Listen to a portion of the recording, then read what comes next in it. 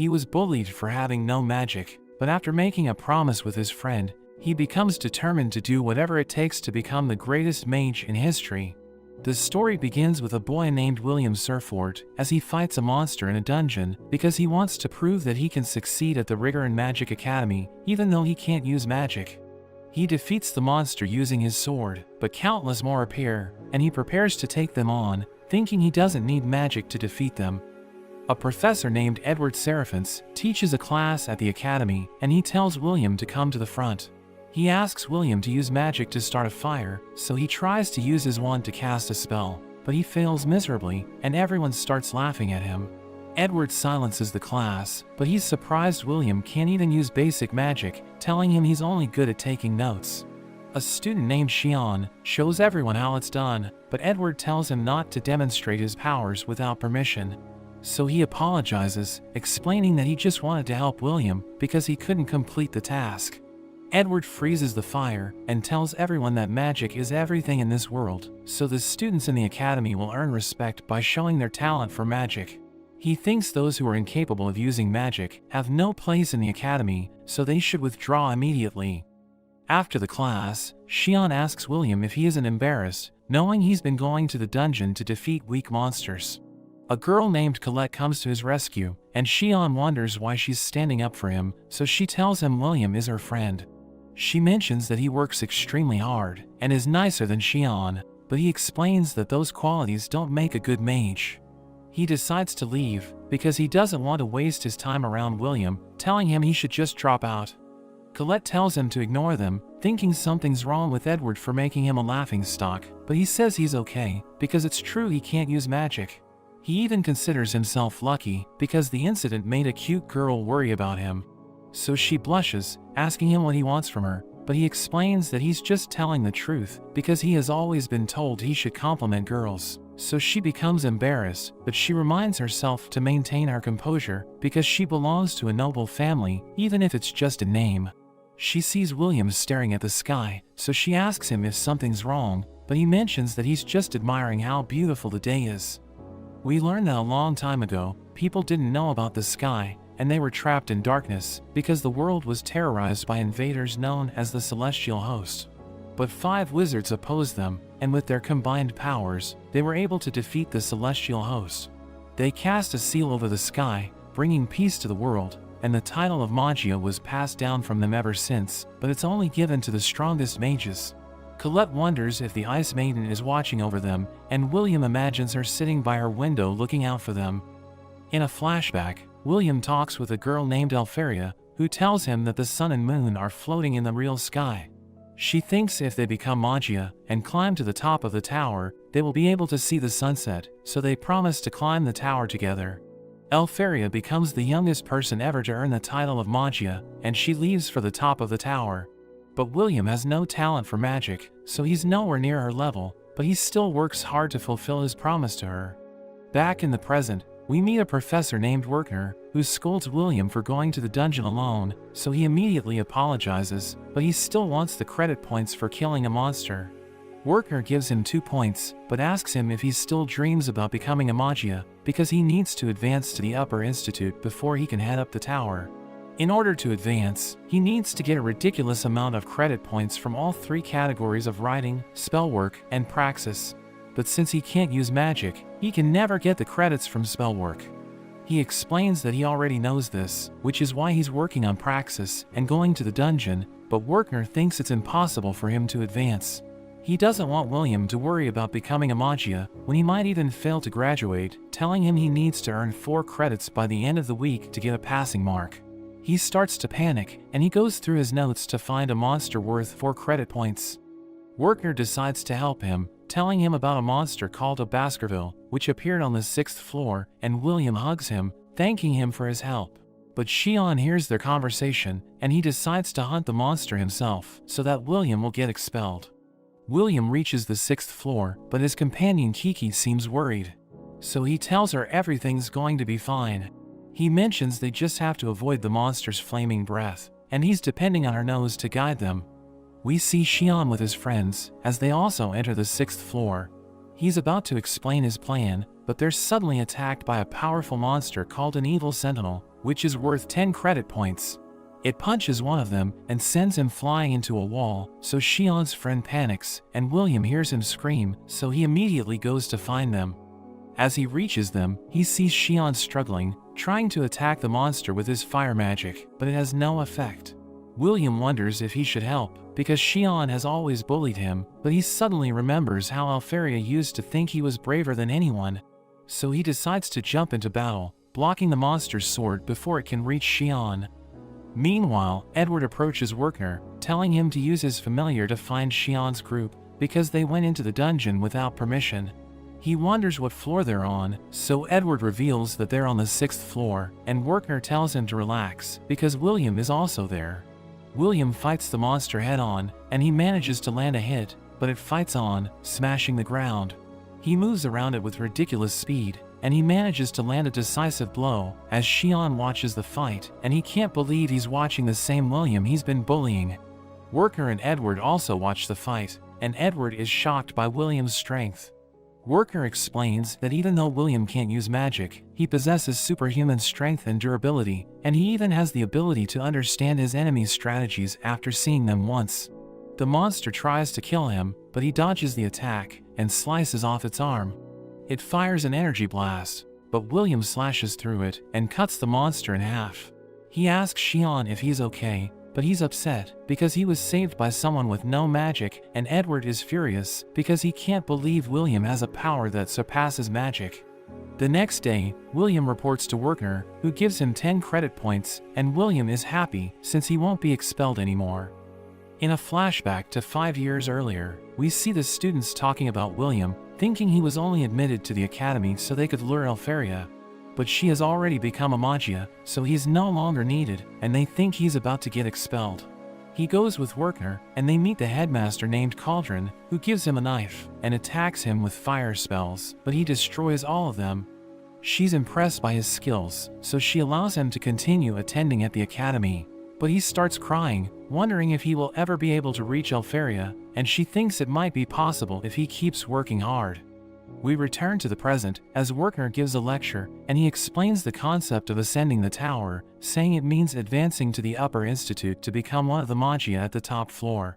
To ascend the tower, the mages can create a new type of magic, or earn 7,200 credits from the academy. Werkner explains that most of the students use credits to advance, but he yells at them because everyone in the class is on the verge of failing.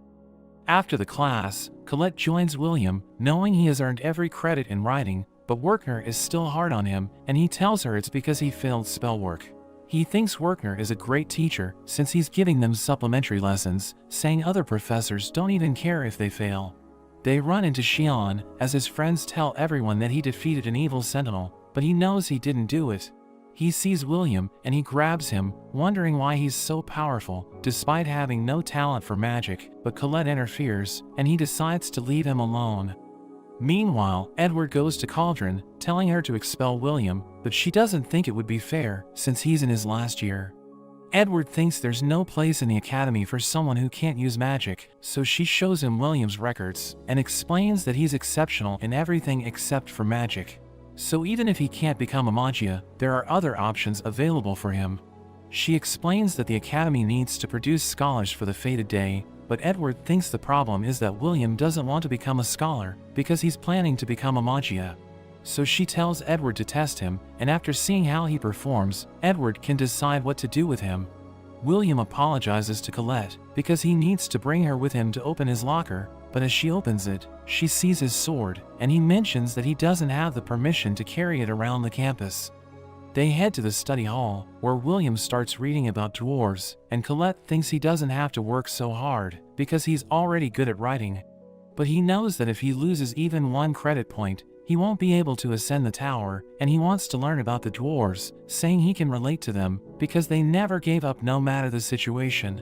Colette sees William's white hair, and thinks it's because he works too hard. She wants to pull it out, but they're suddenly interrupted by Edward, who tells William to come to the spell hall alone. As they reach the hall, Edward explains that he's going to give William a supplementary lesson, because he always fails the spellwork class. Edward starts using dark magic, telling William he needs to land a hit to pass the test, and Edward explains that if he succeeds, he will receive 5 credit points for his spellwork class, but he will have to leave the academy if he fails. Wertner goes to Cauldron, who shows him the fight between Edward and William, so he's shocked, wondering what's going on. But she forbids him from stopping them, and explains that since she heard what he had to say in favor of William, she must also recognize Edward's concerns equally. She reveals that she allowed him to make the decision of William's future in the academy, but Wertner thinks it's too cruel, because Edward is the closest person to becoming a Magia, and even though he was defeated, he still managed to reach the top of the tower. He tries to hit William with his dark magic, and William dodges the attacks, but he's shocked by how powerful it is, knowing Edward only used a low-level spell. He goes on the offensive, trying to land a kick, but Edward stops him with a barrier, thinking he's hopeless. Edward hits William with his black flames, and William is shocked by how quickly he's using his spells, because he's casting them without incantations. He tells William that he's only going to use his black flames to attack, and make a shield to protect himself, saying he will make him feel despair just by using 2 spells. He starts overlapping his spells, and William tries to get out of the way, but he still gets hit, realizing he can't beat Edward, but he thinks he might have been able to put up a fight if he had his sword. Meanwhile, Colette goes to the locker room, and she thinks Edward might be torturing William. Kiki suddenly arrives, and Colette realizes she's injured, but she just claws at William's locker. We return to the fight, as Edward talks about the Battle of Goronzo, where the dwarves prepared an army of 10,000 soldiers, but it only took 1 mage to defeat them. He steps on William's head, telling him to give up on his dreams, because a sword can never become as strong as a wand, but he still wants to become a Magia. Edward wonders what's driving him so hard to achieve an impossible goal, so he mentions that he wants to be with the person he loves. He thinks William is an idiot, but he explains that even if his reason sounds ridiculous to him, he still won't give up. Colette suddenly arrives, giving him his sword, and Edward attacks with his black flames, but is surprised when William slashes through it. He prepares to shoot a barrage of his black flames once again, and William worries about getting hit. But he charges in, and as he dodges the attack, he thinks about how in the Battle of Goronzo, there was one dwarf who never gave up, and managed to land a hit on the mage. William jumps up to the ceiling, and he rushes at Edward with incredible speed, shattering his barrier, and he manages to land a hit. So Edward leaves, giving William the 5 credit points as promised, and Cauldron is impressed that he was able to succeed. William goes around the city to distribute newspapers, and he trips on the stairs, but he manages to catch all of the newspapers except one. As he goes to pick it up, he sees the news that Alferia has invented a new magic, making her the first person to come up with 12 original spells. He reads on, realizing that the Upper Institute has issued an order to the Academy, and the client is Alferia herself. William goes to his dorm, and asks his roommate Rosti if he can prepare a magic item for him. He wonders why William is in such a rush, and he mentions that the order came from Alferia, so he needs to get there quickly. He explains that he doesn't have classes today, so he's going to prioritize completing the order, and Rosti wonders if the job is difficult. So William reveals he just needs to collect some Frostwalker cores, saying Alferia needs magic catalysts, and all students who help her will be compensated. He explains that he's going to the 4th floor, which is why he needs Rosti's magic items, and he gives William what he needs. Before he can leave, Rosti gives him a piece of bread, telling him to take care of himself. A large number of students turn up in the dungeon, but William already expected it, because it was an order from Alferia. He's about to start hunting, when he's startled because of Xian's attack. Everyone praises him, but he isn't satisfied, as he remembers how amazing William was when he fought the evil sentinel. But William is impressed by Xian, and he decides to go deeper into the dungeon, thinking Xian might defeat all the monsters in the area. He comes across a girl named Iris, who's about to be attacked by 3 monsters, but he comes to her rescue, slicing them in half. She's shocked that he saved her with a sword, instead of using magic, and she thanks him for protecting her. Meanwhile, Wertner tells the students that creating new magic is such a great achievement that it guarantees one's advancement in the tower. He mentions that magic is named after the person who invents it, so if they're able to create a new one, their names will forever be remembered in history, but the students know it isn't easy to invent magic. One of them wonders how strong Alferia is, and Wertner mentions that she's one of the most powerful mages in history. Colette thinks Elpharia is amazing, and her friend tells her she's jealous that Elpharia will steal William from her, so she becomes embarrassed. In the dungeon, William tells Iris who he is, and he wonders if she feels any hatred toward him since he can't use magic. But she tells him she has no reason to hate him, reminding him that he just saved her life. He asks her if she's also there due to Elpharia's order, and she explains that she wants to be of help to Amagia, because she also wants to become one.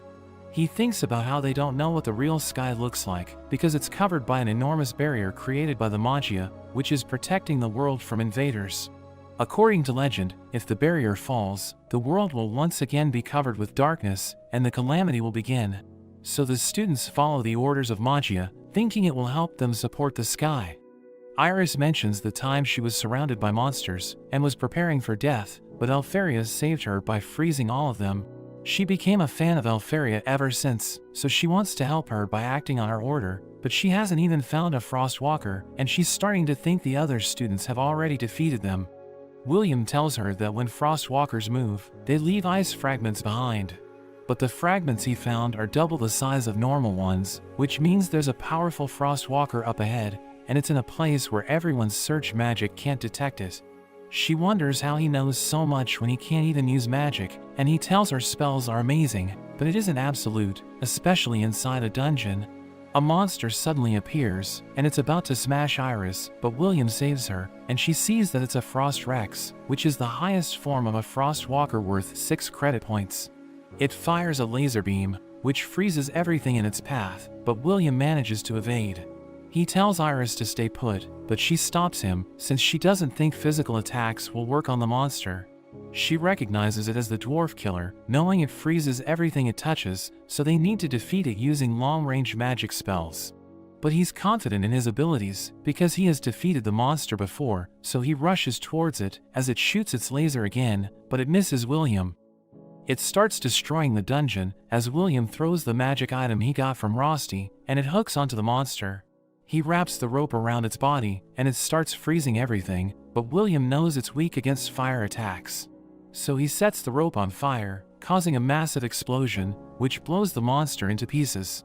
Iris is shocked by how powerful he is, and she wonders how she should report the fight, because he's completely different from the rumors about him. After that, Iris meets the Magia, and we learn that they sent her to find someone capable of helping them. They know that if they're attacked by the celestial hosts now, they won't be able to stop it, so they need all the help they can get. She tells them William is the only interesting prospect she found, but the Magia have different opinions on whether to let him in. There are 2 that argue and they prepare to fight, but another one stops them, saying the Grand Festival is about to start, so they will make their decision after seeing the results.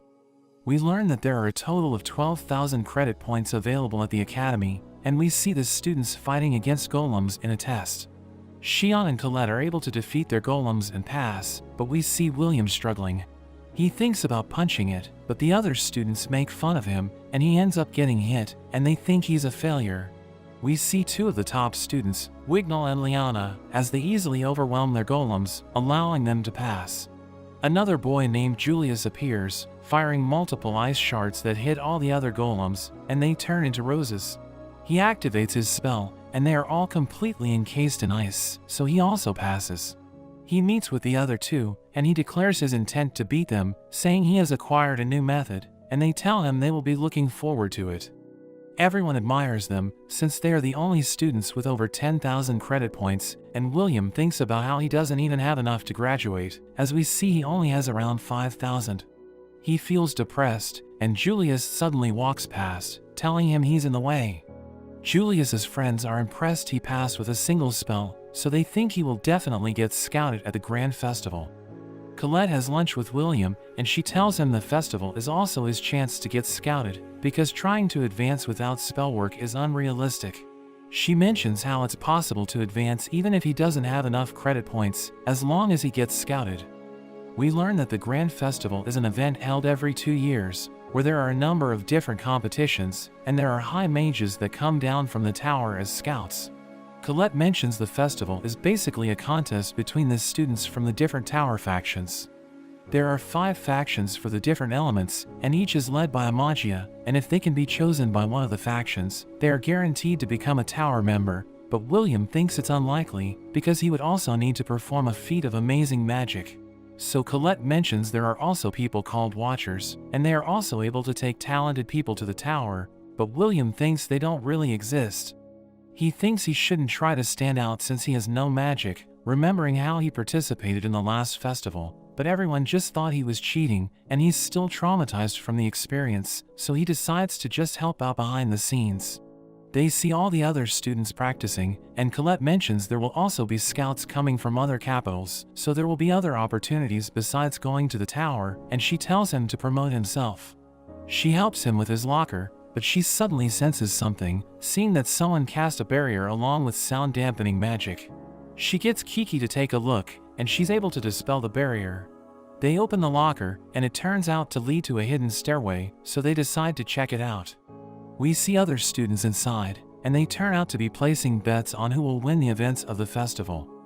William sees that Xian is also there, and as he prepares to insult William, Colette tells him to back off. William wonders what he's doing there, and we learn he's there to see the odds on himself, and he's annoyed that everyone only cares about the top 3.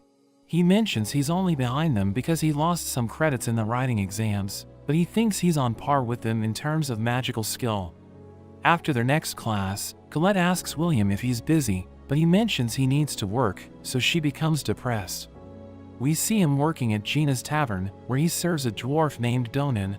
He's surprised by how hardworking he is, since he delivers the newspaper and also works here at night, but he notes that since he doesn't qualify for a scholarship, he needs to work to pay for it. Rosti is also helping out, and he thinks it's fun working without using magic. We learn William asked him to help because the other part-timer quit, and everyone seems to like having William around. As they clean up, Rosti wonders why he works here, because Worker would be able to get him a better job, but he mentions he doesn't want to trouble him, and he likes hanging out with the dwarves. He accidentally drops his spoon, and as he goes to pick it up, Julius enters the tavern. He thinks the place is a dump, but his friends mention there's nowhere else that's open. As William stands up, Julius is surprised to see him, saying he fits right in with the savages. Donan is offended hearing this, but Julius calls them an inferior race who had to come from another world. He tells Donan to know his place, and we learn that the dwarves' world was destroyed by the celestial host, and they escaped to this world. But they aren't well regarded here since they can't use magic. So if a dwarf were to lay their hands on a mage, it would instantly threaten their standing. Rosti serves them a bean dish, but the boys laugh at it, thinking it isn't fit to be eaten. They continue to insult the dwarves, but William confronts them, telling them to take back everything they said. He tells them that the dwarven beans are grown from barren soil, so it's the culmination of their wisdom and proof they survived even in the harshest conditions, but Julius kicks the dish away, and it lands on William. The two boys prepare to mess with him, but he instantly smashes them both into the ground. He thinks that they are the ones who are savages, and Julius decides to get serious. William dodges his ice, but he ends up getting pinned to the wall. Julius creates a rose on his chest, and as he prepares to activate it, Donan tells him to stop. But seeing the look on William's face, he changes his mind, telling him to join the grand festival so he can humiliate him in front of everyone. Donan thinks it's a bad idea, but William agrees, telling him to apologize to Donan and the others if he wins. The grand festival begins, and the first event is the Sky Race, where we see Liana ahead of everyone on her dragon, and the other participants struggle to keep up with her. The students in the audience are amazed by her skills, and they think she's sure to win. Cauldron notes that the Tower Scouts are already in the stands analyzing everything, and Iris believes it's because mages from outside the tower are also there to find talent. Liana wins the Sky Race for the second year in a row and sets a new record, making everyone understand why she's one of the top 3. Iris puts on her glasses and excuses herself, telling Cauldron that there's someone she wants to cheer for. Xian's friends wish him luck for the next event, and they tell him that even though they didn't qualify, they will still cheer for him. He thanks them, and remembers how Colette requested him to join her team, so he rushes to find her, believing that she will always choose him over William. But when he finds her, he's stunned to see William with her, and she reveals they were short on credit points and needed him on their team to fill the gap. He's frustrated that a loser like William is participating in the event, and that they're on the same team, so he yells at him, but William ignores him and stares at Julius, who passes behind him. Colette reveals that William wants to defeat Julius, but Shion is angry for being ignored. The festival host, named Mike, announces the beginning of the afternoon events, and he introduces Edward as his guest commentator, calling him the most hated teacher in the academy, but Edward asks if he wants to die. Mike announces that the next competition is the crown attack, which is also the main event of the festival, and it will be played in teams of 3, so he tells the elf faction to get to work, and they use their magic to create 5 zones around the stadium.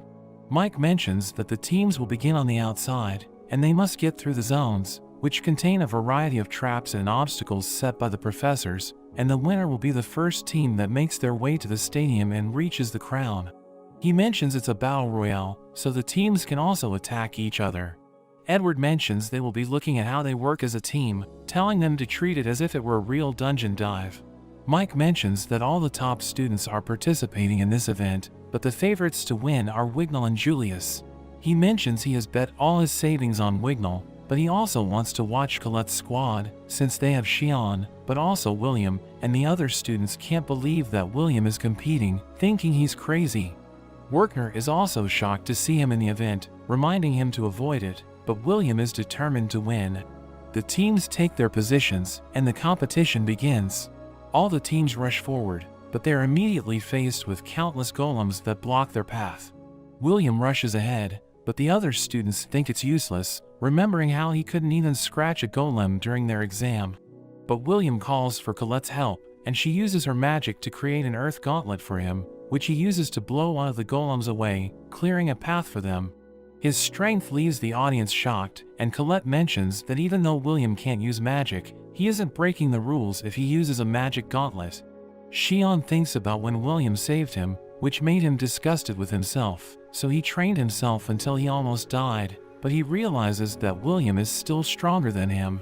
Their squad takes the lead, and they're the first ones into the Badland Zone, where there are giant cubes that attack with stone bullets, but William punches the ground, which raises a shield to block the attacks. He calls for Colette's help again, and she uses her earth magic to create a number of swords for him. He starts throwing them at the cubes, destroying them one by one, but he misses one of them, and he finishes it off by slashing it. Mike announces that they are ahead of everyone, while Shion's friends cope by saying it's all thanks to Colette's magic. The scouts are amazed by how fast William is, and Edward thinks it's his knowledge and experience that allows him to move with efficiency, while his reflexes allow him to attack so quickly, and Iris cheers for him to win. Meanwhile, 2 of the other teams are eliminated because they can't handle the traps, and Julius notices noise from the stadium, so his team reveals that William's squad is in the lead, but he tells them not to worry. William's team reaches the final zone called the Enchanted Woods, and after crossing it, they will reach the stadium, but they are suddenly surrounded by circle traps. He instantly cuts all of them, changing their directions so that they attack themselves. Mike wonders what Edward thinks, since he was the one who set up those traps, but he just seems annoyed. William approaches the stadium, but he knows that the closer they get, the more likely they will be to run into another team, so he decides to take a different route, and goes ahead of everyone to set a trap for Julius, but he is suddenly attacked by ice, as we see that Julius is already there. William wonders if he's alone, but Julius unleashes his next attack, throwing countless ice beams at William, but Shion starts melting the ice, and he starts to cast a powerful spell, but he uses it on William, and Colette barely makes a shield in time. There's a huge explosion which destroys the forest, and Shion tells Julius to go away, because he doesn't want anyone to interrupt his fight with William, while Colette and William can't believe their own teammate is acting so childish. Shion mentions he tried to be a good person for Colette, but he can't take it anymore. Julius suddenly creates a giant ice wall, trapping Colette behind it. William worries about her, but he's attacked by Shion and he loses his sword. He tells Shion it's not the time to fight, but he insists on it, telling him to pick up his sword. In a flashback, we learn the other students used to make fun of William since he didn't have any talent with magic, but Shion didn't like it, so he decided to take William as his underling, but William just ignored him, which made him angry, and ever since that day, he has despised William. Back in the present, William dodges Shion's attacks and hides behind a tree, but he unleashes his flame whip, which grabs William's leg and lifts him up, but he cuts the rope and saves himself. Xian notes that jumping and dodging his attacks won't do much. Xian invites him to attack, but William mentions they're teammates, and he made a promise to Donan and the others to punish Julius, so he needs to fight him instead. Xian gets angry, telling William that if he doesn't fight back, he will destroy him, making him wonder if fighting is the only option left. Meanwhile, the audience becomes aware of the fight, and Mike asks Edward for his take on the situation. He reveals fighting with your own teammates is against the rules of the event, and the Tower Scouts will see it as a significant mark against them. Mike is surprised to see that Edward is happy about the fight between Xian and William, while others are upset about Xian's stupid decision to start a fight with his own team. Kiki is worried to see what's happening, while Rosti also wonders about the situation. Iris joins them, and she starts to cheer for William. Rosti mentions it's unexpected to see her cheer for one person in particular, because he thought she would be cheering for the crowd's favorite, so she reveals she wasn't interested in William initially, but she has become obsessed with him. She wonders if Rosti is also a fan, so he mentions that he loves William more than anything, since they're also roommates. Meanwhile, Colette rushes to stop William and Xian, but she finds Julius, who tells her to stop running, or else people will think she isn't suitable for her title as the Earth Princess. She gets angry and warns him to shut his mouth, but Julius attacks with his ice, so she defends herself, but we see he was just triggering a trap, and there's a huge blast. The audience is confused as they watch, and realize that Julius is in several places at once, confronting each of the other squads. Wignall is happy to see him, and Julius reminds him of his declaration to deal with him, but Wignall uses his wind magic, and we see that it was just a clone made from ice. Mike is happy to see Wignall beating Julius, since his money is on the line, but the scout from the elf faction named Phildus mentions that Wignall is average, because he neither exceeds nor fails to meet their expectations. She wants to go home since she's an introvert, but her companion Lafia tells her she can't leave, because they need to report the events to Lady Eleanor. Meanwhile, William wonders why Xian is so fixated on fighting him. He remembers the time when he used to get bullied, and he was aware that he was the biggest failure, so he didn't want Xian to take his side, because he thought it was selfish, and he also didn't want to shift away from his goal of meeting Elfaria.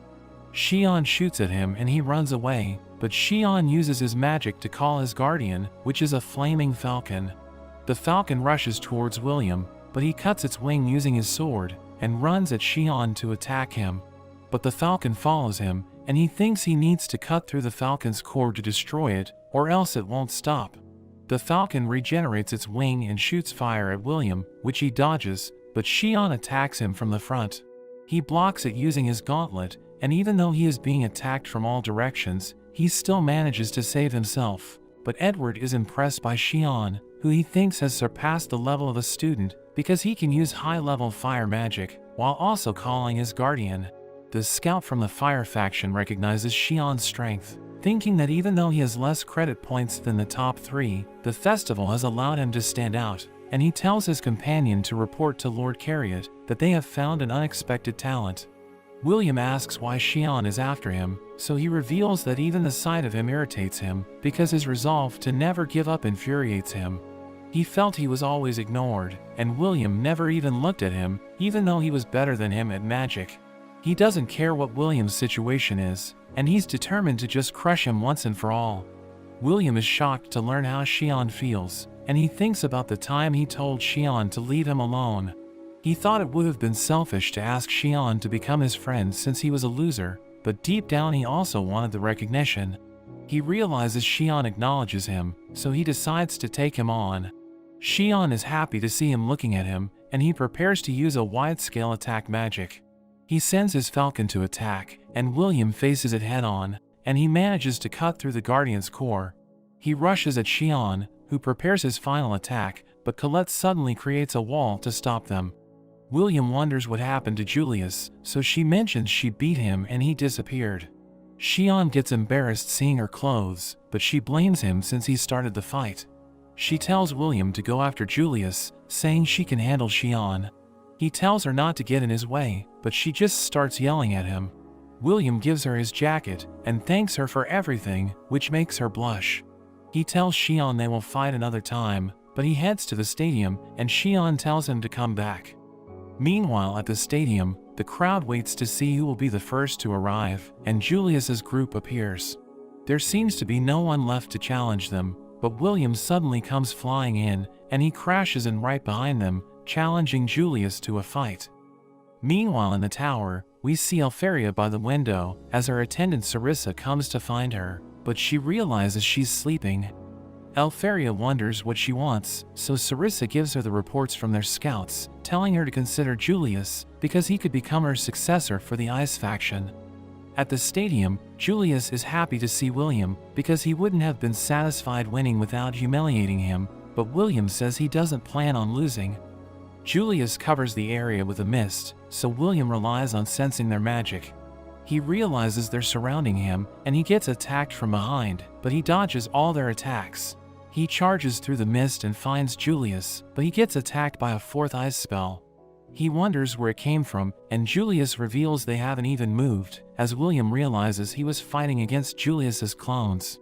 Julius blows one of them up, freezing William in place, and Worker is shocked seeing Julius's magic, because the cloning spell is one of the 12 original spells that Alferia created.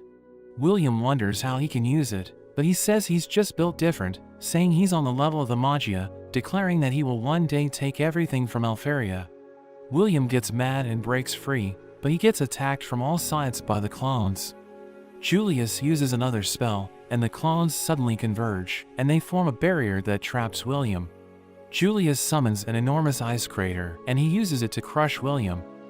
Edward is impressed he won without even moving from his place, and Julius calls out to the scouts, boasting about having perfected Alferia's magic, and telling them that he will become her successor. But the ice suddenly cracks, and William is able to get free, thanking Julius for cooling his head, since he got worked up after he mentioned Alferia. Julius prepares to humiliate him further, launching another attack, but William dodges it, and he knocks out Julius's two friends. He notes that Julius hasn't perfected Alferia's spell, and the clones suddenly start to shatter, revealing that Julius was using his friends to help control the clones. He tells Julius he's not even close to Alferia's level, and we see Alferia considering him, but she notes that she's not looking for a successor, but rather a sword that can be by her side. Julius creates more clones to surround William, but he's able to read their attacks. Julius knows he isn't good enough to control 4 clones yet, but he thinks they can act as decoys, since they look exactly like him, but William suddenly charges at his real body, so he creates a wall, but he gets pushed back. He wonders how William could tell, so he notes that the clones have a negative body temperature, and when they aren't controlled correctly, the ice seeps out from their feet. Julius wonders how someone with no talent could know more about the spell than him, so William mentions how he grew up with Alferia at the orphanage. He admired and studied her magic, but he was never able to reach her. Alferia thinks that his hard work will pay off, and he tells Julius he knows everything about her magic. William reveals that Alferia created the spell when she was only 2, telling him it's nothing to brag about, so he falls to his knees, realizing he was on the level of an infant. He starts to laugh, refusing to lose, and he summons even more clones, deciding to win with sheer force, but William reveals he used to get bullied by Alferia, who had even more clones. Julius launches his attack, but William dodges it, and he stabs one of the clones. Julius gets scared and runs, ordering the clones to attack, but William blocks everything, and he takes them out one by one. He throws his sword to destroy the last clone, and he delivers the finishing blow on Julius. The crowd can't believe he was able to win, and Colette and Xian finally make it to the stadium. They just need to grab the crown, but we see Wignall taking it, and Mike is excited to see this. The event comes to an end, and Alferia asks Sarissa if there's a magic that can go back in time, revealing that she wasn't bullying William with her clones, but just wanted to play with him all by herself. Xian can't believe William was able to beat Julius, but he swears to be the one to defeat him. William apologizes for not getting the crown, but Colette is just glad to see he's okay, and William is happy he was able to keep his promise. We see William and his friends drinking with the dwarves as they celebrate his victory, and Donan wonders if he has been scouted by the tower. But Colette reveals that he wasn't, saying they didn't even win the event, and she blames Xian for the outcome. Rosti asks William about Xian, so he reveals that he invited him, but he refused to join them. Donan thinks it's okay, because William won the fight, and he even got a proper apology. We see Julius washing the dishes, and Gina tells him they're short-staffed, telling him to work faster, because he still needs to serve the customers. He realizes that his reputation has been ruined, because he lost to William, and he runs to perform his other tasks, as Colette mentions that he got what he deserved. Workner thinks William is going to have a hard time when he returns to the academy, because he just showed everyone what he can do. Colette thinks they're just going to stop underestimating him, but Workner explains that it isn't that simple.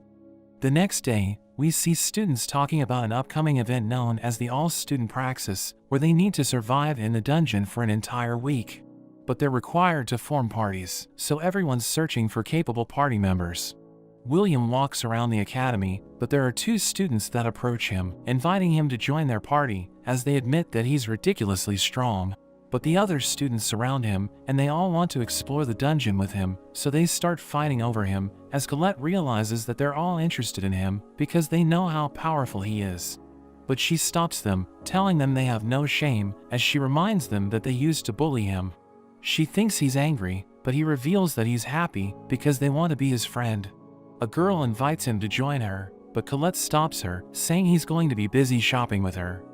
That evening, Colette realizes that she made it sound like she's going on a date with William, and her roommate Rose tells her to wear something cute. We see William studying in his room, when Rusty asks him what he's going to do tomorrow. So he tells Rusty that he's going to go shopping with Colette, who persuaded him to join her, by telling him that they need to buy items to prepare for the all-student praxis. The next day, we see Colette waiting at a plaza, as she wonders if she's really going to have a date with William, who greets her as he arrives, telling her that she looks good. He mentions that she made his heart race, so she becomes flustered, but Rusty suddenly arrives, and he introduces himself as William's roommate, saying he's looking forward to go shopping with her.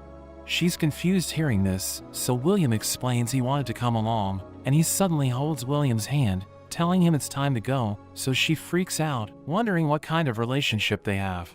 She observes them, as she notes that Rusty is too close to William, so she realizes that her date has been ruined. They return to the plaza, where William realizes that Colette appears to be upset, and he wonders if something's wrong. So she asks him about Rusty, telling him they appear to have a weird relationship, and she wonders if he's actually a girl. So William confirms that Rusty is a guy, but mentions he's always been a bit weird. He gives them drinks, and he sits beside William, who wonders why he doesn't have one, so he says he will just share with him. Colette offers to give him her drink, but he stares at her, and he tells William to get his sword maintained without them. But he becomes confused, so she explains that dwarves don't like seeing mages at their forge, saying it's better if he goes alone. He walks away, and she asks Rusty if he likes William, so he tells her he loves him more than anyone. She mentions that she used to hug him until 4 years ago, but Rusty reveals that he takes a bath with him every night, telling her to imagine what they get up to. We cut to William, who realizes that Rusty and Colette are acting strange, thinking they don't like each other.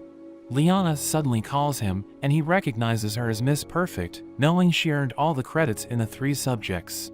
She tells him to follow her, saying she needs to talk to him, and she takes him to a room, where he sees the other top students with Xian. She mentions that it's almost time for the all-student praxis, and she wants to form a party with all of them, but Xian and Julius are against her idea, because they don't like William.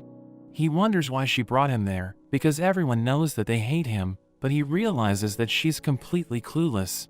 Xian grabs onto him, but Wignall transforms their surroundings, as he mentions that mages aren't barbarians. So Xian releases William, who notes that Wignall used illusion magic to summon a fantasy landscape, and he knows that it can only be used by elves. Wignall suggests listening to Liana, and she tells them she wants to form a party with them, because they're the best mages in the school. She mentions that William stood out the most at the festival, thinking he has something they lack, which can help them in the dungeon. But Julius thinks he will only slow them down, because he can't even use magic, and Xian doesn't want him to join the party. But Wignall reminds them that they lost to him, so they don't have the right to look down on him. Julius tells Wignall that Liana has more credits than him, and he admits that it's true, but he explains that this is the reason why he respects her opinion, saying she's nothing like the two of them. She explains that she wants to use them to ascend the tower as the top student, because she wants to attain fame and honor, so William wonders if she didn't get scouted. She reveals that the Thunder faction reached out to her, so he wonders why she still wants to ascend the tower, because she already has a guaranteed post-graduation placement. So she explains that everyone in her family has a short lifespan, and she wants to achieve overwhelming results, so that she can bring honor to her family before she dies. She reveals that she wants to become a Magia, and she knows that everyone has ambitions, so she tells them to drop their coin in a goblet if her proposal will benefit them. Wignall agrees to join her, thinking their party will be able to achieve the best results, and Julius also decides to join, because he wants to earn more credits. Xion drops his coin into the goblet without saying a word, and William takes his time to think about it, but he ultimately decides to join the party. After that, we see Rosti and Colette searching for William, and they see him approaching, so they ask him why he wasn't in the forge. But he walks past them, telling them he'll be joining Liana's party for the all-student praxis. The next day, Werkner tells everyone that the event will begin in 10 days, and he mentions that floors 7 to 10 will be unlocked, so the students can hunt high-credit monsters. He mentions that the event will be the only opportunity to earn more than 1,000 credits at once, and he tells everyone about the floor keepers, saying they'll earn a large number of credits by defeating them. But Edward mentions that they could die, as he reveals that 4 students were eaten by monsters last year, so he tells them not to be reckless, saying they need to know their limits. We see everyone gathering at a base on the 6th floor, as Liana wonders why Colette decided to join the party, so she explains that she just wants to be with William. Rosti explains that he can't join them, but William tells him it's okay, thanking him for his magic items. The event is about to begin, as Edward tells everyone that they need to survive in the dungeon for 1 week, and we learn that there are base camps on each floor, which are marked on everyone's maps. They prepare to dive deeper into the dungeon, but we see a mysterious man who's searching for something in the dungeon. His companion kills another man, so he realizes the event has begun and they will need to slaughter everybody to complete their mission. The Praxis event begins, and Wignall uses his wind magic, pushing them off a cliff, but they slow down before landing. They are immediately attacked by a swarm of crimson ants, so William thinks he needs to be the party's shield, since mages are weak at close combat, but Wignall tells him not to worry, because Liana's family magic specializes in fighting up close, and she tells them they need to get ahead, so they don't compete with the other parties for credits. We go back to a class with Werkner, as he teaches William about the most important spell in the dungeon, telling him that it's the search spell, because it allows them to detect their enemies. We see William struggling to fight, because the others are able to detect the monsters before him, and Julius tells him he's getting in the way. He manages to kill an ant, but Wignall takes the rest out with a single spell. He questions Liana's judgment for bringing William, but she thinks he will be more useful once they reach the tougher monsters.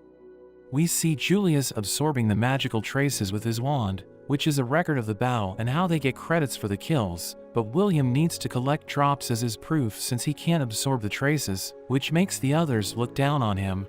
Colette wonders if he's okay, but he tries to stay positive. The group continues to kill monsters, and he realizes there's nothing he can do, so he starts to feel useless.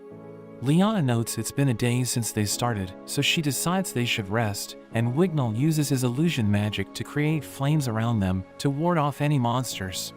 William hands everyone some food, but Wignall tells him to leave it on the ground, noting that elves only allow people they deem worthy to touch them, and he has only acknowledged Liana. Colette thinks he's being rude, but William decides to respect his customs. Liana reminds them of their goal, which is to take out the Nabarus, the boss on the 10th floor, which is worth 110 credits by itself. She wants to show the tower what they are capable of, and she tells them to conserve their mana while they take the shortest path to it. Meanwhile, we see the mysterious duo, as they continue to kill monsters and everyone in their way. As the group continues to the 10th floor, Julius notices that all the monsters have already been defeated, but Wignall notes that there can't be any other parties ahead of them, and William sees that they were defeated with force instead of magic. They make it to the boss room, but are shocked to find that the Nabarus has also been killed, so they all use their search spell and realize it was only just defeated. We learn that even though the search spell is important, it can struggle with detecting traps, and mages are also able to use hide to counter it. But William relies on his senses, and he detects a creature above them.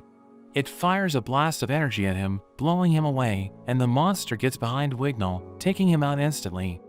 The others try to react, but the monster crushes the ground, causing them all to fall, and William tries to get to Wignall, while everyone in the dungeon feels it shake.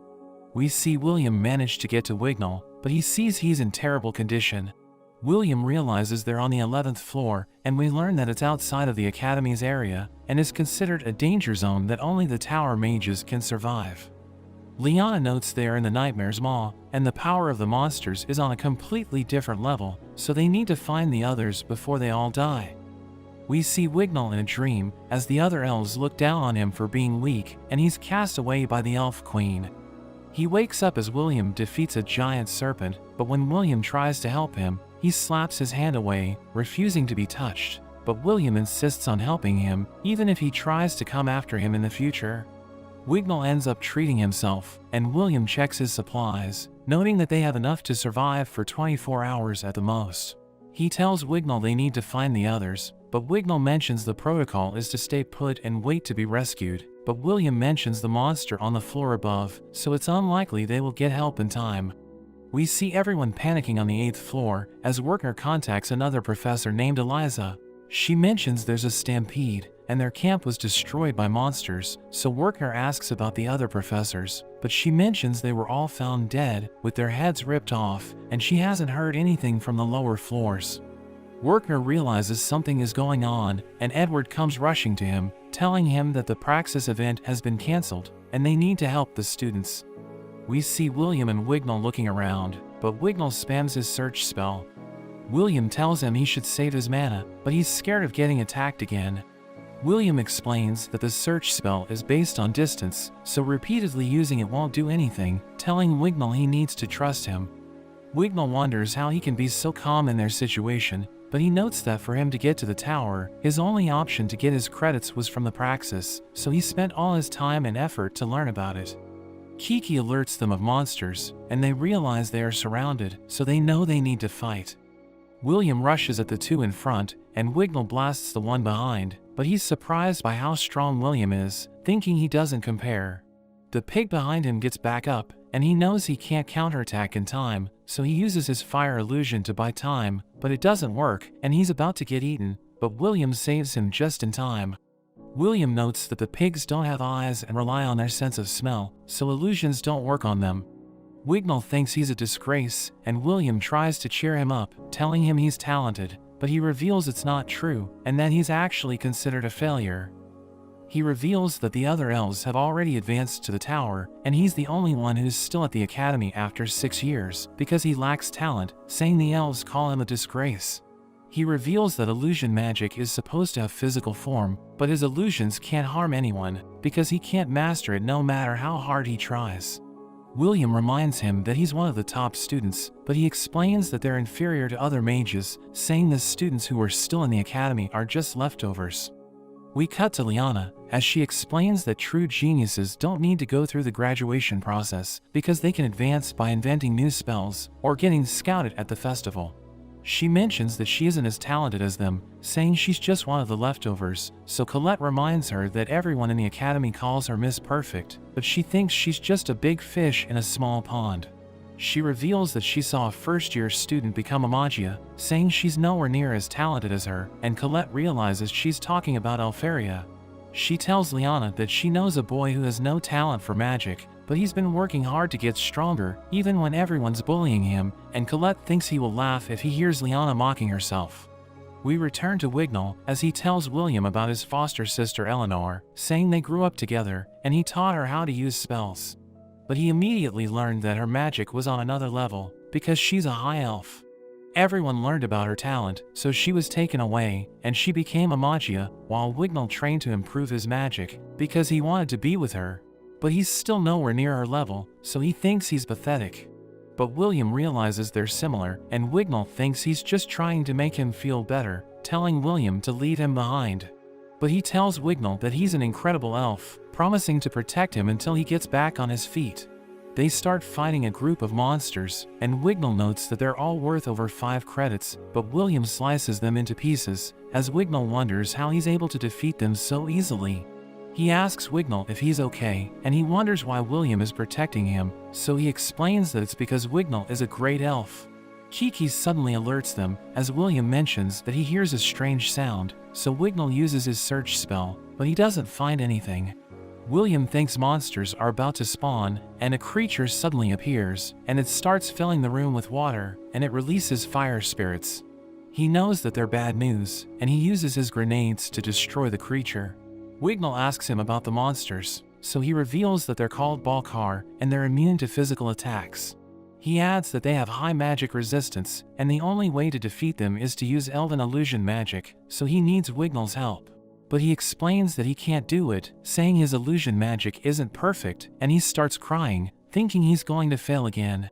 But William tells him it's okay to fail, because they're not geniuses, so they can't move forward without failing.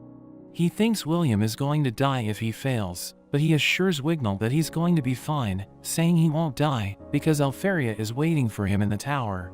The monsters attack them, but he protects Wignall, and he charges in, cutting one of the monster's legs.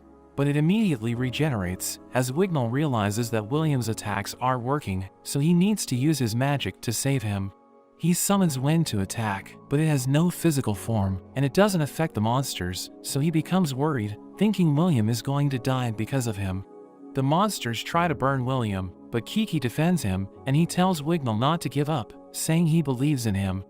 Wignall recalls that the elves saw him as a failure, but he realizes that William is counting on him, and he refuses to give up on his dream to be with Eleanor.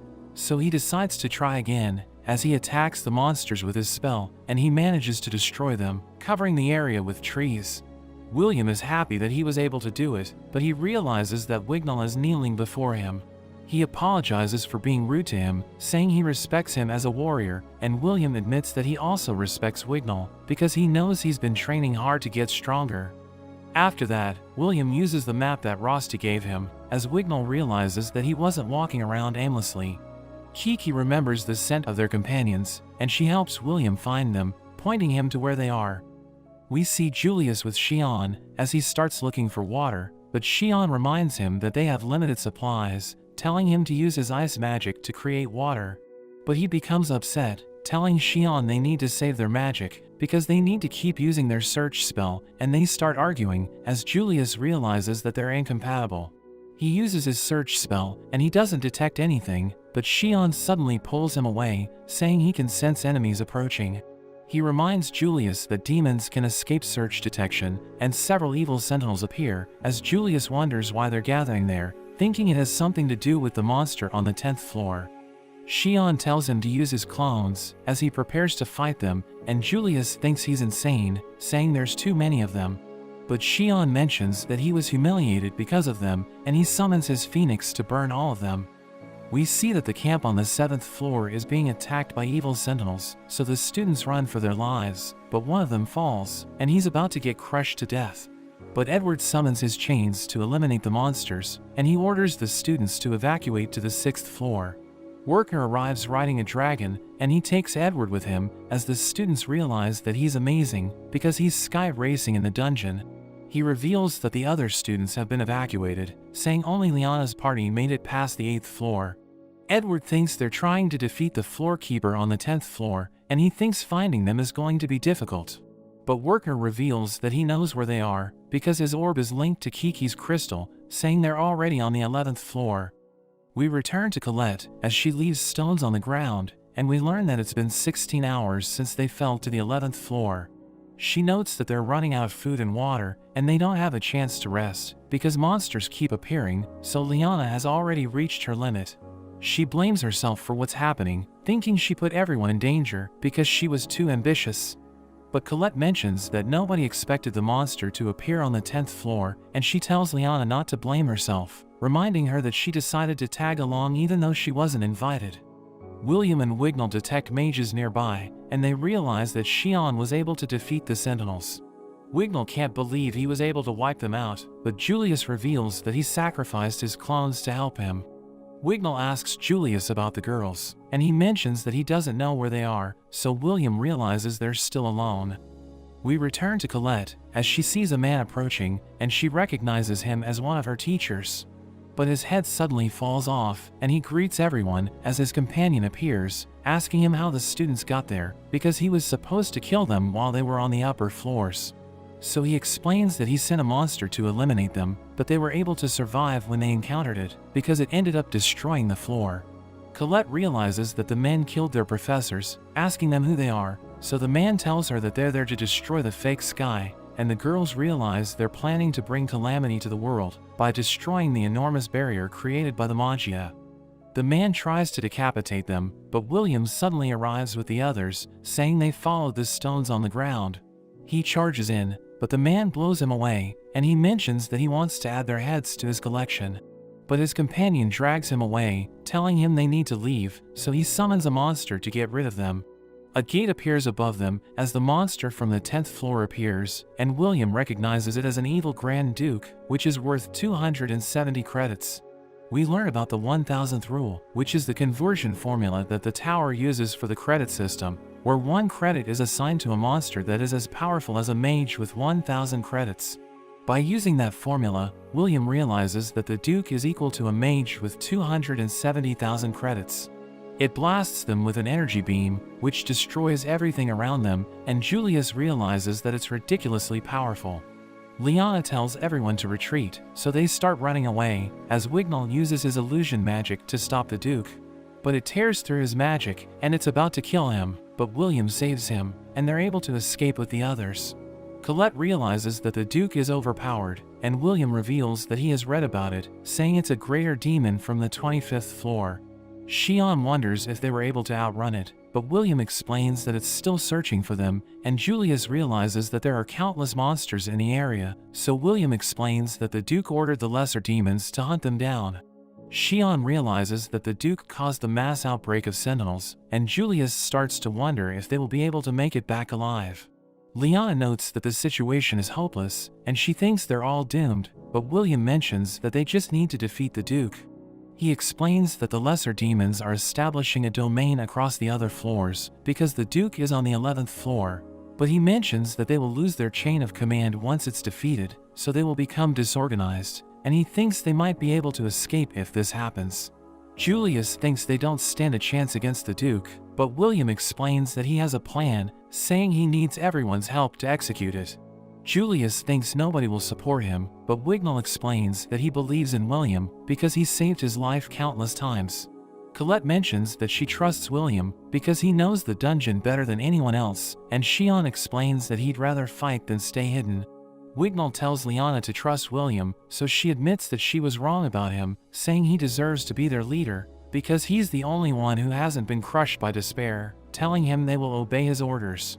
Julius thinks they can't win with William's plan, but he tells Julius he's right, saying they're going to fail without him because they need his powers to execute the plan.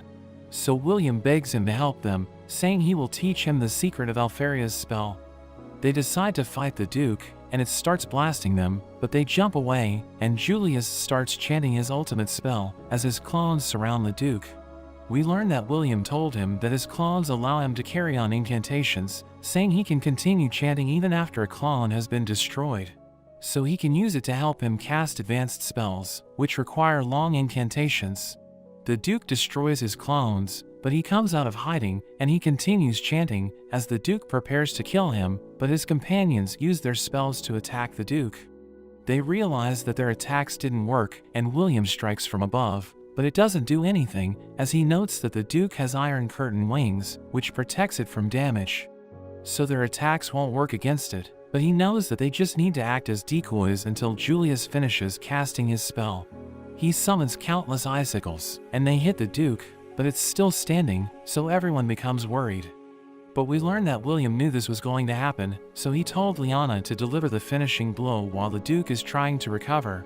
She charges in with ridiculous speed, and she aims for the Duke's core, but a barrier protects it, so she becomes confused, wondering if the mysterious duo placed the barrier before they left. The Duke launches a counterattack, so William saves her, and Kiki protects them with her barrier, but it shatters, and his goggles end up breaking. Wertner and Edward watch the incident, and Wertner wonders what a Duke is doing on the 11th floor, but Edward tells him they don't have time to think, saying they need to hurry. William and Liana start falling, so Wignall uses his magic to help them land safely, and he asks Liana if they're okay, so she tells him she's fine, but she's worried about William because he protected her with his body. The Duke prepares to attack them, so Lyanna tells everyone to retreat with William, saying she will buy time for them to escape. She thinks she failed everyone, since she wasn't able to deliver the finishing blow, and she reveals that the members of her family die early because they put their lives on the line to protect their comrades. Wignall decides to join her, saying he wants to protect William, and they charge in, as Lyanna uses her magic to attack the Duke. Wignall restrains it with his spell, and she prepares to stab its core, but it suddenly blows them away. Xian realizes they're no match for the Duke, thinking they're going to die, and he doesn't want them to die in vain, so he thinks about retreating with William. But he suddenly tells Xian to punch him, because he won't stop shaking, saying he's useless without the goggles Elfariat gave him. He mentions that he's scared, so Xian becomes upset, reminding him that he was the one who led them there, and he starts beating him up, as he mentions that Lyanna and Wignall are about to die. He blames William for everything that's happening, but he suddenly stops Xian, saying he has finally stopped shaking, and he thanks him for helping him regain his composure. He tells Colette to take care of Kiki, and he charges at the Duke, as Xian wonders what's wrong with him, thinking he isn't scared at all. But Colette explains that he's always been afraid, because he's fighting with a sword, so he has no choice but to charge at his opponents, even when they're stronger than him. She mentions that he's a coward, but he doesn't flee from battle, because he's scared of running away. She thinks he's courageous, and she decides to help him, as Xian feels pathetic, because he thought about retreating. William dodges the Duke's attacks, thinking they won't be able to defeat it unless they get rid of its wings. Colette joins the battle, and he notes that Lyanna and Wignall have already reached their limit, so he needs to defeat the Duke with Colette. We learn that he's scared because he doesn't have his goggles, but he's even more afraid of losing the people who are close to him, so he decides to fight on. He gives Colette the signal, and the Duke fires countless beams to attack him, but he knows how to counter it because he has seen it before. He suddenly disappears, and Colette realizes he's preparing to attack the Duke, so she uses her magic to give him a stone blade, and he uses it to cut the Duke's wing. So it becomes angry, but Xian suddenly appears, and he starts chanting as he rides his phoenix. The Duke manages to destroy his phoenix, but he jumps down, and he blasts it with his ultimate spell, but the Duke endures it, and everyone can't believe his spell didn't work. They realize that a wand can't defeat the Duke, and William notes that his sword isn't strong enough. But he suddenly sees a crystal, and we see Rosti watching him from a distance, hoping the crystal will help him remember something important. He recalls a mysterious woman who was raising a baby, and she mentioned that wand and sword will come together to protect the world. So he realizes that he might be able to defeat the Duke if he combines magic with his sword, and he tells Xian to cast his spell. So he summons his flames, as William strikes it, absorbing it into his sword. Everyone can't believe what they're seeing, realizing that his sword is clad in flames, and he charges at the Duke, as he notes that he feels a mysterious power flowing through his body. The Duke continues to attack him, but he's able to cut through its magic, and he delivers the finishing blow. The Duke is burnt to pieces, and William's sword returns to normal, but he wonders about the power he was able to use. The others can't believe he was able to kill the Duke, but all the other monsters suddenly come rushing at them. They all have no more strength to fight, and Julius is about to be killed. Werkner realizes they won't make it in time, but the monsters are suddenly caught by a spell, and they're all taken out in an instant. William wonders what happened, and they see that it was Masterius, the king of the Magia, who saved them. He tells them that they fought well, and everyone bows to him in respect. One of his subordinates jumps down, surprised that the sword is still alive, and he introduces himself to William as Finn. Meanwhile, we see the mysterious duo with a sword, as they mention they successfully managed to complete their mission, and they're glad they didn't run into Masterius. The Praxis event comes to an end, and we learn that there were 11 professors that were killed.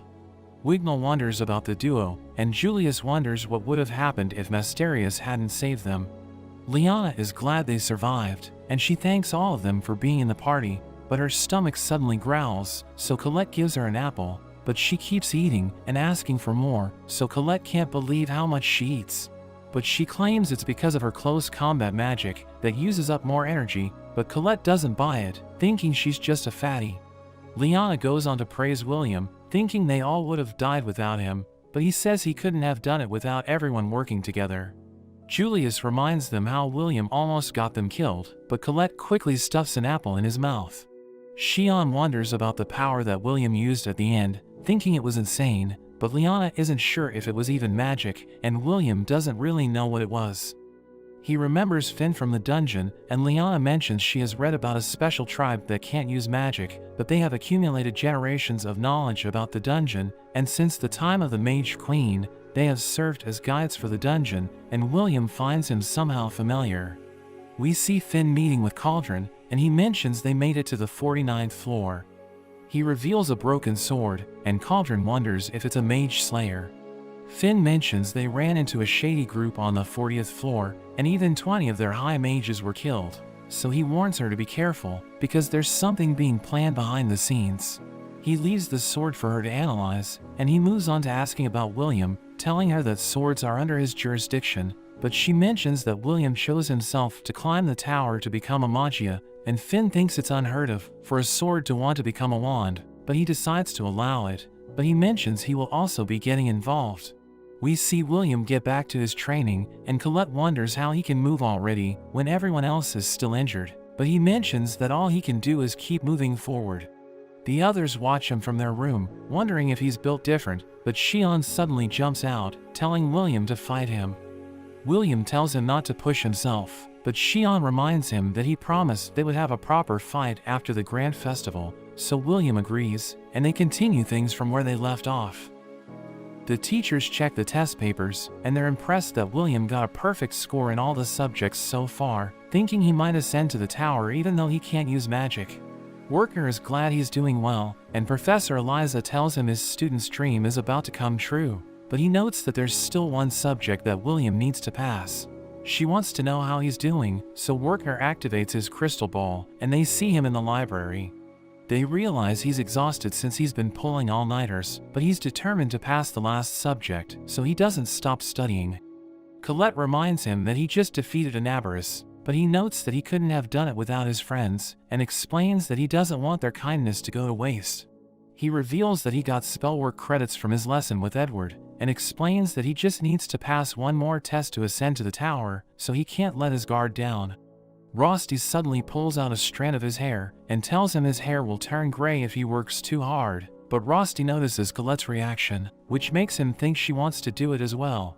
Cauldron gives Julius and Shion their wands, and we learn that they helped William and his friends defeat the Nabarus, but Shion mocks Julius since he wasn't useful during the fight.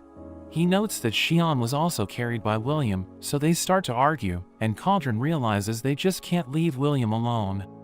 Wignall and Liana discuss how they've already completed their praxis credits, and Wignall recalls how William taught him it's okay to fail as many times as it takes, while Liana notes that he also taught her to overcome her weaknesses. That evening, Colette visits William in the library, and notes that she brought snacks for him, but she realizes he's already asleep.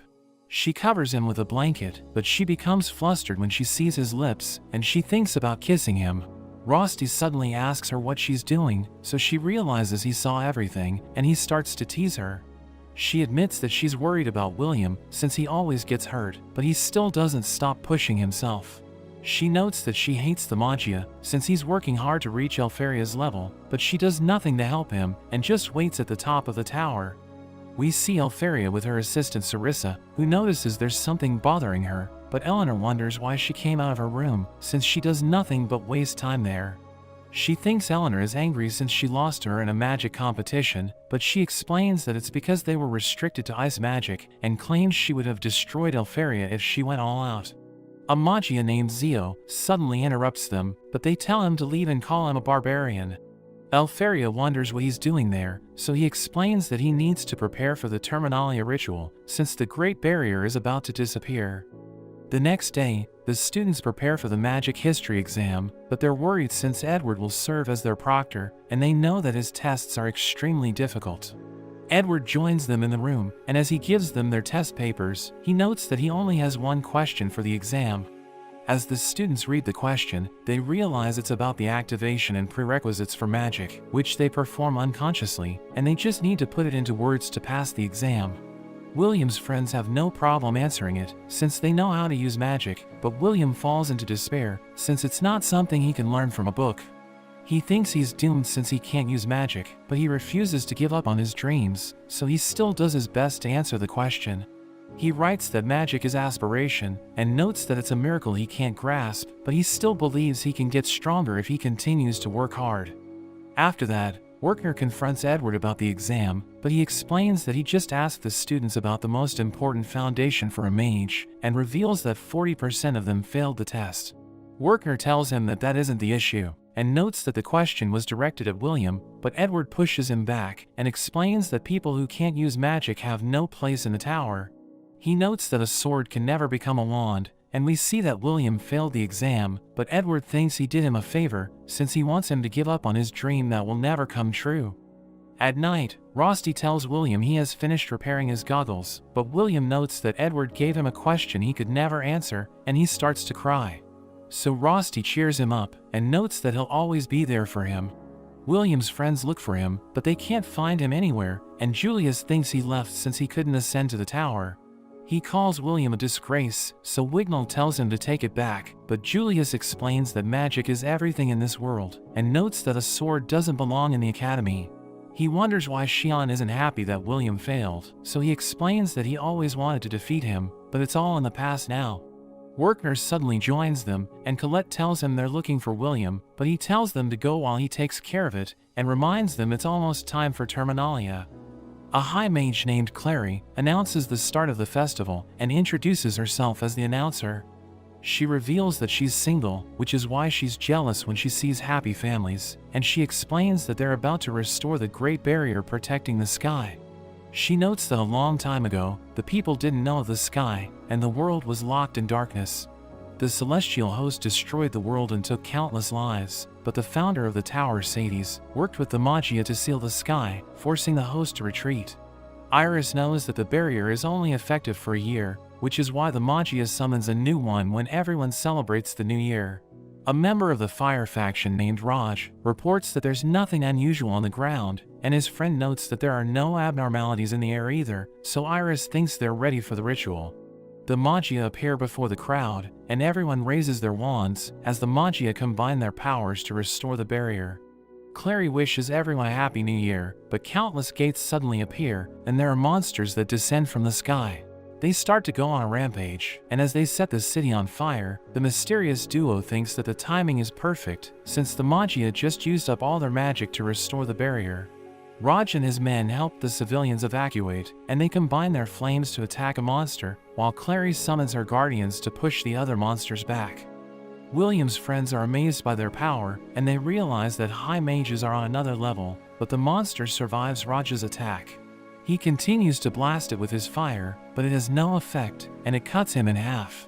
Clary realizes it nullified Raj's magic, and it rushes toward her, so she flies away, but she can't believe it's using a mage slayer. The mages in the academy start to panic, since they know the tower guards are struggling against the monsters, and Cauldron realizes that the mage slayer Finn brought her has been mass-produced. They tell her to send reinforcements to the city, but she orders them to defend the tower instead, since she knows that it's the enemy's real target.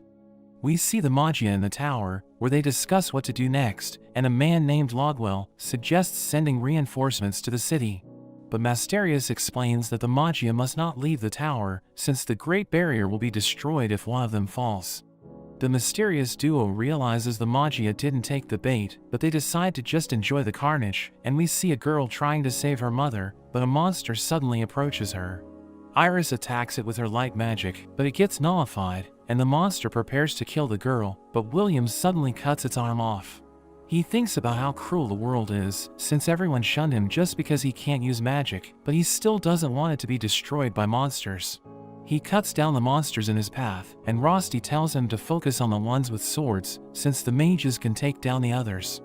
William clashes with another monster and manages to overpower it, so Iris realizes they can defeat the mage slayers as long as he's around.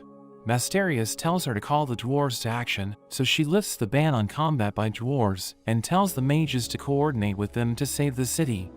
Wertner runs to the dwarves, and begs them to join the fight, and they're determined to save William and the others. Edward tells his students to focus on the unarmed monsters, but they aren't sure if they can do anything, since even the high mages are struggling against them. Liana electrocutes the monsters around her, but realizes she can't defeat them in a single hit, and she jumps away when she sees a mage slayer. Wignall realizes that even his illusion magic is no match for the Mage Slayer, and Julius suggests retreating, but Xion notices that the monsters slow down after they dispel magic. They decide to spam their magic to pin them down, and Xion gives Colette the signal, so she uses her earth magic to lift a giant statue, which crushes the monsters as it falls. Wignall realizes the Mage Slayer couldn't nullify it since it didn't carry magic, and Liana tells the Earth Mages they can defeat the monsters, which gives them hope. Clary is impressed by their tactics, and the Fire faction holds the monsters back as the dwarves join the fight. The mysterious duo is impressed that their monsters are getting pushed back, and they discuss how their plan was ruined because one of their Mage Slayers were found. They had to jump on their plan without equipping it on all the monsters, since the mages had already seen their hand, but they're excited to see the special treat. William notices a gate, which brings forth a powerful monster, and it suddenly sends him flying. We see a man running for his life, but Finn takes him down and asks him about the Mage Slayer. The man tells him it's too late and notes that his mission was to lure him there, so Finn finishes him off. William gets back up, but the monster continues to attack him, and he realizes it's stronger than the Grand Duke. Clary recognizes it as a Devander, a notorious monster from the 40th floor, which has killed previous generations of Magia. The mysterious duo mentions how they sacrificed 50 of their men just to capture it, but they think it was worth it, since it will destroy the city for them. William blocks its attack, but realizes he doesn't stand a chance, since it's far stronger than he is. It pushes him back, and prepares to kill 2 other students, but he protects them and tells them to run. It kicks him away and smashes him to the ground, but Donan suddenly arrives with the dwarves, and tells him to lead it to them. Iris orders the mages to launch a combined attack after the dwarves destroy its Mage Slayer, but its core suddenly starts to absorb the energy of the defeated monsters, so the dwarves quickly charge at it. But the mysterious duo gets in the way, forcing them to watch as the Devander finishes absorbing the other monsters, and it takes on a new form. It shoots out spikes to take out the dwarves, and the duo thinks it's unstoppable, since both the mages and dwarves are no match for it. It takes out everything in its path, and William can't believe how powerful it is, thinking the only way to defeat it is to use the power that he used against the Duke. Rosti calls out to him and prepares to enchant his sword, but the Devander suddenly gets in the way and cuts off Rosti's arm. William goes berserk, and he attacks the Devander head-on, but it easily overpowers him. Rosti tells Kiki to go to Colette and promises to protect her master, so she quickly runs off, and he thinks he already knows what to do. As William continues to clash with the Devander, he realizes he can't defeat it no matter how hard he tries, and it sends him crashing against the wall. He thinks it's all over for him, and the Devander prepares to finish him off, but Rosti sacrifices himself to save William. He tells William he'll always be by his side, and disappears before his eyes, and William cries for him as he falls. Werkner catches him and flies away, but we see that William dropped his sword, and he can't believe Rosti is dead. The Magia watch the events unfold, and Zio decides to join the fight, since he wants to help the people in the city, but Carriot reminds him that the Great Barrier will disappear if one of them falls. He explains that if that happens, the celestial host will destroy the world, so they should wait for their magical energy to recover before they take any actions. Zio refuses to listen to him, so he threatens to stop Zio by force, and they prepare to fight, while Eleanor's assistant Lafia asks her what she wants to do. She notes that she'll remain a spectator, but her other assistant Phildus shows her that Wignall is in the city, so she tells Phildus to help him. Elfaria also wants to help William, so she tells Masterius to cancel his order, but he refuses to change his mind, so she unleashes her power and even threatens him if he tries to stop her. We return to Werkner, as he realizes that William is their only hope, since the Devander's arrival caused their front line to collapse, but he cries as he starts to question his abilities. He thinks he isn't strong enough to protect anyone since he can't use magic, and he screams as he recalls how he's suffered because of his lack of talent. He wonders why he's the only one who can't use magic, and Werkner tells him to pull himself together, but the mysterious assassin suddenly gets in their way. He senses that William is a threat, so he decides to take them out and launches his knives toward them. We cut to Wignall as a monster prepares to attack him from behind, and Colette saves him, but they suddenly see an explosion in the distance. She sees Kiki, who stares at the explosion, and Colette realizes William is in danger, so she rushes to look for him. She runs past Xian, who decides to follow her, and tells the others to take care of themselves. Wignall and Liana order Julius to make his ice clones, but he gets angry at them ordering him around. The headless man enjoys watching the carnage, and he wants to hunt people's heads, but he knows that he needs to stick to his role as conductor, and launches a dark arrow toward the tower. The Devander sees it and starts to follow it, but Clary realizes it's approaching the heart of the city, so she prepares to cast her spells to stop it, but it suddenly blows her up. Edward tells the dwarves to put their lives on the line, and explains that they must destroy the Devander's mage slayer at all costs, but Gina becomes angry, and asks him if he's telling them to die.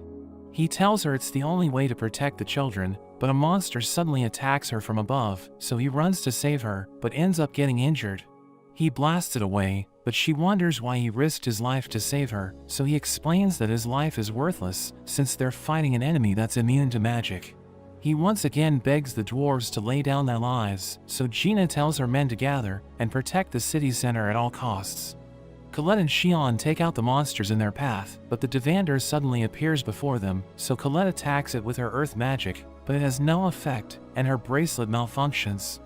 We see that the battle has turned into a disaster, since most of the high mages have fallen, and the lightning faction holds the monsters at bay, while the civilians retreat to the south. The authorities order the mages to resist to the bitter end, and Rose sees a group of monsters, so she thinks it's all over for her, but she wants to see Colette one last time. One of the students that William saved fights a monster, and his friend tells him they need to escape, but he explains that he wants to do his part, and they start to argue. They panic as a monster suddenly appears, but Eliza destroys it with her magic and orders them to transport the wounded. As they leave, there are more monsters that appear behind her, but she impales them with her magic, and thinks she needs to look after her students. Iris receives countless reports that the battle has gone south, so she falls into despair and thinks it's all over for them.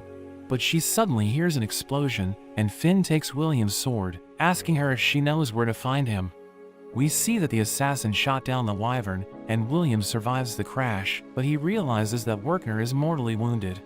Werkner tells him he's the only one who can save the city, but he isn't sure if he can do it, since he can't even protect the people who are important to him.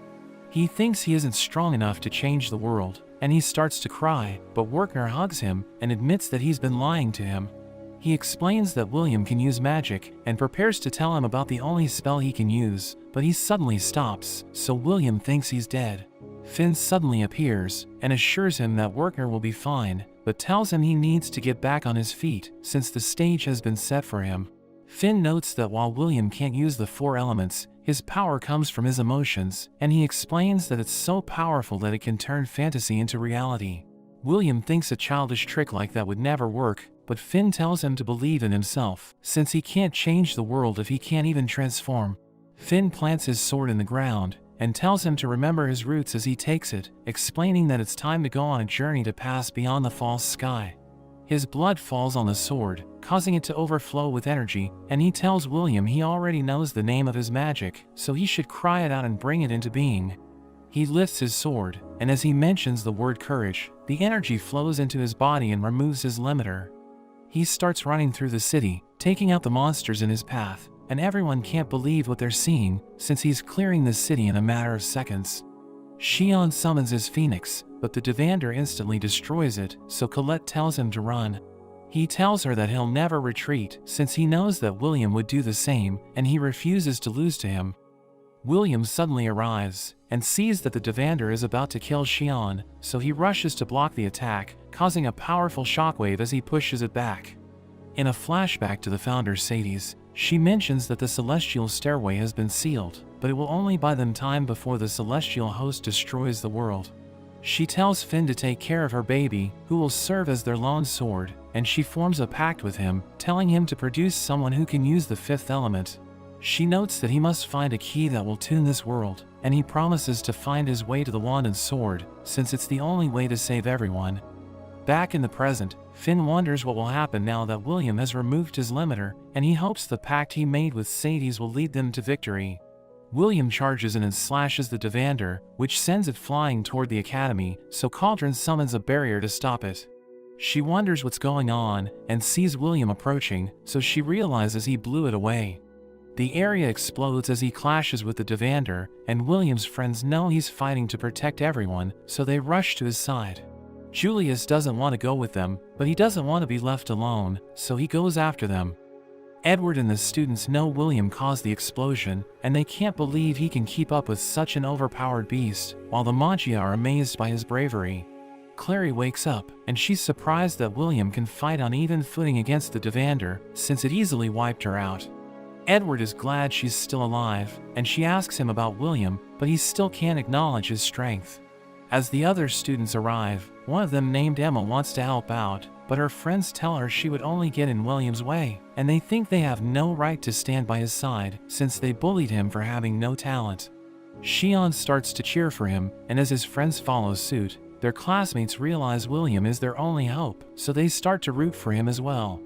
Edward thinks he'll lose since he can't use magic, but Clary notes that he hasn't changed at all, and tells him to believe in his student. The others also cheer for William, and as he continues to clash with the Devander, he recalls how he hated this world, since everyone mocked him for having no talent. But he always wanted them to acknowledge him, and he's determined to protect them at all costs. He strikes the Devander with all his might, but his sword suddenly breaks, since it can't handle his power. Everyone starts to worry about him, and Alferia realizes he's in trouble, so she decides to make her move. The other Maggia remind her they aren't allowed to leave the tower, but she explains that she's just watching from the balcony, and she suddenly summons an ice sword. It falls toward William, and creates a shockwave as it hits the ground, and he absorbs it into his sword. His friends are worried that it won't work, since the Devander is immune to magic, and as it rushes at him, William slashes it with his sword. His attack ignores the Mage Slayer, and makes the Devander bleed, so the assassin wonders what kind of magic he's using. The Maggia know he's using the fifth element, which is the primeval key that started the world, and Masterius realizes that Finn has fulfilled his promise to Sadis. William freezes the Devander in place, but it breaks free, and counterattacks with lasers. But he freezes them before they can hit him, and his friends are impressed by his power, thinking it's like he's fighting with Alferia by his side. The Headless Man summons countless monsters to surround him, but he activates his overload skill, which summons an ice castle, and impales all of them in an instant. He causes them to shatter, and everyone's stunned by his overwhelming power. He extends his sword and cuts the Devander in half, causing it to freeze, and it shatters along with the castle. Everyone celebrates as they realize the fight is over, and Finn is happy that William turned out better than he could ever have imagined. He tells Sadis it's time for him to make good on his pact, and notes that it took them 500 years to achieve their goal, but it's finally time for the tale of wand and sword to begin. We see Cauldron bringing William's power under control, but it seems some of his memories are altered in order to keep him stable. Meanwhile, Wertner wakes up in the infirmary, and Clary tells him he needs to value himself even if he can't die. Eliza also visits him, and she's glad to see he's fine, but Clary stops her from touching him, and they start to fight over him. Wertner suddenly asks about William, so Edward mentions that Cauldron is taking care of him, and tells him he should focus on resting instead. We see Iris giving her report about the incident to Masterius, and we learn that 3,000 people were killed or injured. The leaders behind the attack are still unknown, so Masterius orders for the repairs to be prioritized first. He also wonders why they didn't know about William sooner since he was at the academy, so Iris mentions that it was probably because Cauldron was hiding him until he could fully mature. Masterius is annoyed at her deciding things on her own, but notes that the sword should be entrusted to Finn going forward. Iris wonders what Masterius actually thinks about William, so he notes that if he's the sword from the Mage Queen's vow, everything will one day intersect. He suddenly summons the other Maggia, and he tells them they need to continue the investigation into the incident. He doesn't have any leads, so the other Maggia wonder if he's incompetent, but he mentions that the monsters that appeared gave him the same feeling as the heavenly destroyers that almost destroyed the world 10 years ago.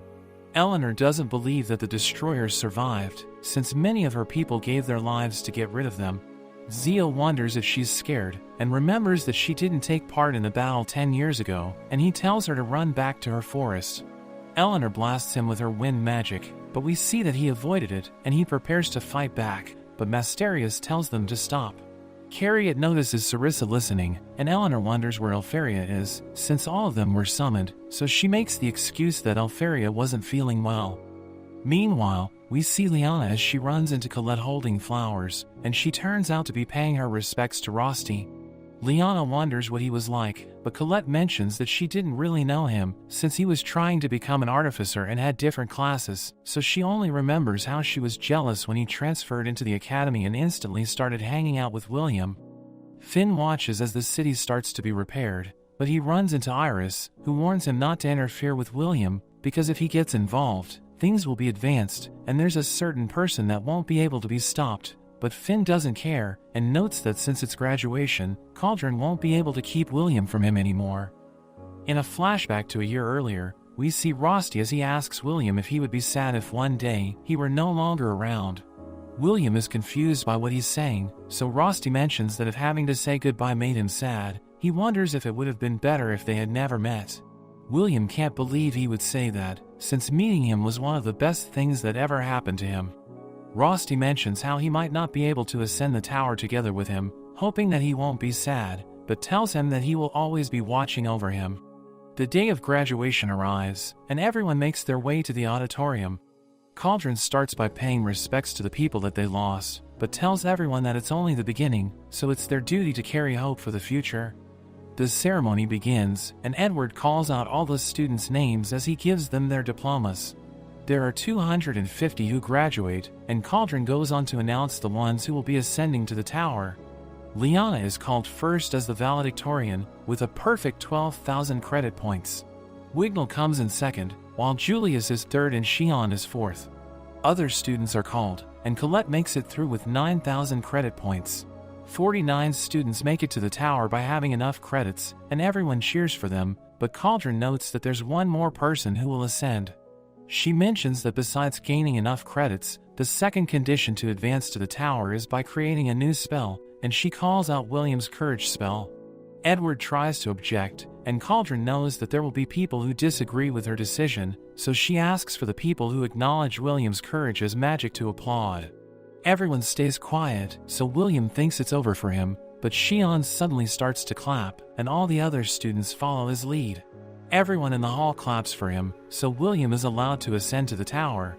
Edward can't believe the result, but it seems he was actually worried for William, thinking he will be thrown into despair after being teased with his dream, but Werkner thinks that he'll be able to overcome what comes next. Finn can't believe Cauldron's greed of keeping William, so he decides to keep watching for the time being. Cauldron calls them the Grim Generation, and although they will face many trials ahead, she hopes for them to stand strong. The ceremony comes to an end, and we see Elfaria watching, excited that William has finally reached her. But that's where this video ends. Remember to like and subscribe to the channel. Thanks for watching, and I'll see you next time.